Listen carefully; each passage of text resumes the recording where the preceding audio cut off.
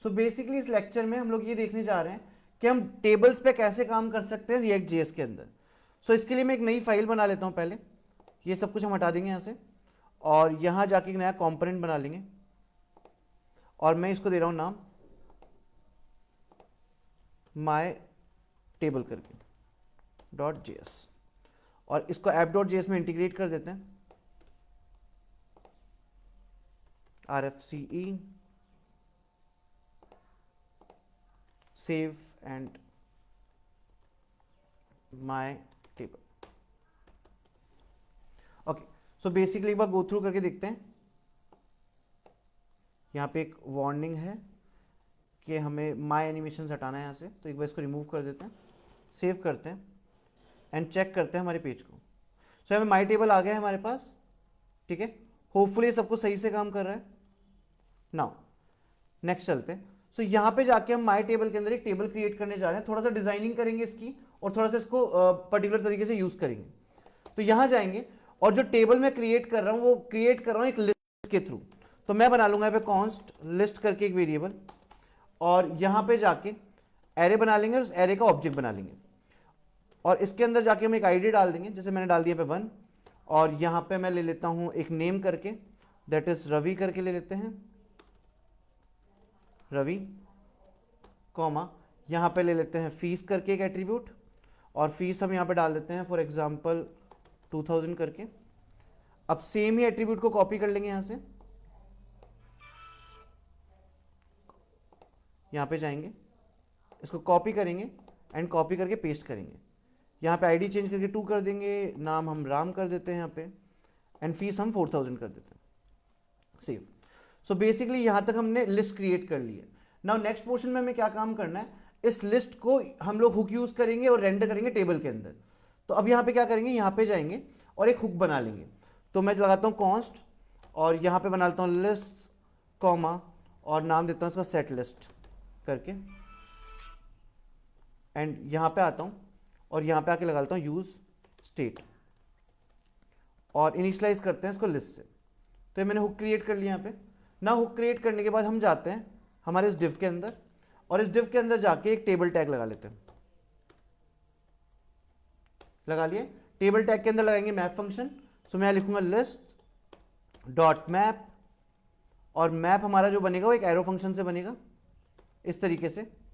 यहाँ पे एक वेरिएबल ले लेता हूँ किसी भी नाम से और यहाँ पे जाके अंदर हम लोग यूज कर लेते हैं हमारे टैग्स जो कि है tr एंड tr टैग के अंदर हम डाल देंगे td टैग इस तरीके से और यहाँ पे लिख देंगे c डॉट नेम और इसको कर्ली ब्रैकेट में यूज करना पड़ेगा हमें, सेव एंड पेस्ट एंड यहाँ पे लगा देंगे प्राइस। एक बार सेव करते हैं। ओके, नाउ बेसिकली सीन क्या है, यहां पे हमने जो बनाया है दैट इज हमारा एरे और एरे के अंदर हमने यहां पे पास कर दिया है हमारा लिस्ट जो कि हुक के अंदर पास है एंड यहां पे जाके हमने कॉल किया लिस्ट को मैप से और एक वेरिएबल असाइन कर दिया सी नाम से और इस सी वेरिएबल के अंदर हमने यहाँ पे वैल्यूज नेम और प्राइस गेट कर दिए।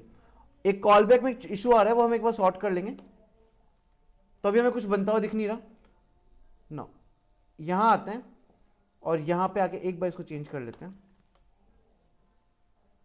Let's save. ये बोल रहा है set list assigned value that but never used, ठीक है, उसको भी देख लेंगे। Prototype map expects return value from arrow function, ठीक है, इसको भी एक बार गो थ्रू कर लेंगे। अभी जाते हैं इसको थोड़ा सा डिजाइन कर लेते हैं हम लोग। तो यहां पे आएंगे और हमारे पास एक CSS फाइल हमें बनानी पड़ेगी। यहां आते हैं और मैं इसको नाम देता हूं माई टेबल डॉट CSS और इसको लिंक कर लेते हैं हम। यहाँ पे ऊपर आएंगे, एक इंपोर्ट लगा लेंगे, import and dot slash my table dot CSS, ठीक है। अब यहाँ पे जाके कुछ छोटा सा तो काम कर लेते हैं, जैसे हमने एक डिव बनाया होगा मेन डिव, ये देख लेते हैं, ये रहा। और इस मेन डिव को हम एक क्लास का नाम दे देते हैं यहाँ पे जाके। तो मैं इसको नाम दे देता हूँ क्लास माई टी करके। इस क्लास नेम को यहाँ से कॉपी कर लेंगे और पेस्ट कर देंगे यहाँ पे और यहाँ पे लगा देते हैं छोटा सा एनिमेशन या फिर थोड़ा सा बेसिक डिस्प्ले इफेक्ट से यूज़ कर लेते हैं। सो हम यहाँ पे यूज़ कर रहे हैं हाइट, और हाइट में लगा रहा हूँ इसकी 100 VH।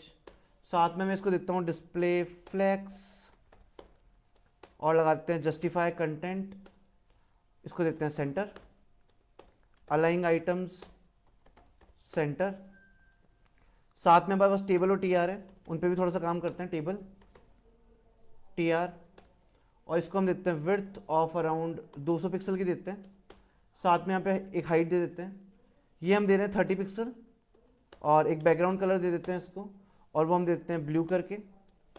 कलर हम इसका दे देते हैं वाइट, और साथ में यहाँ पे करते हैं टेक्स्ट अलाइन सेंटर, इस तरीके से, ठीक है, ओके। और इसको भी अब एक बार सेव कर देते हैं। नाउ बेसिकली हमने डिजाइनिंग वगैरह सारा सब कुछ कर दिया है।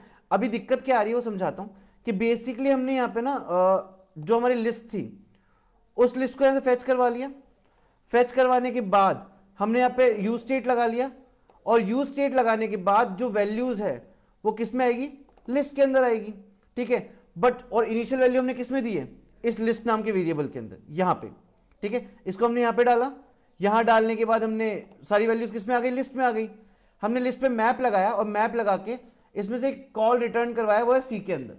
परफेक्ट। तो यहां तक हमारा काम होपफुली अच्छे से हो रहा है, और जो डेटा है वो अब क्या करना है हमको, चेंजेस के लिए सिर्फ क्या करना पड़ेगा, सेट लिस्ट करना पड़ेगा।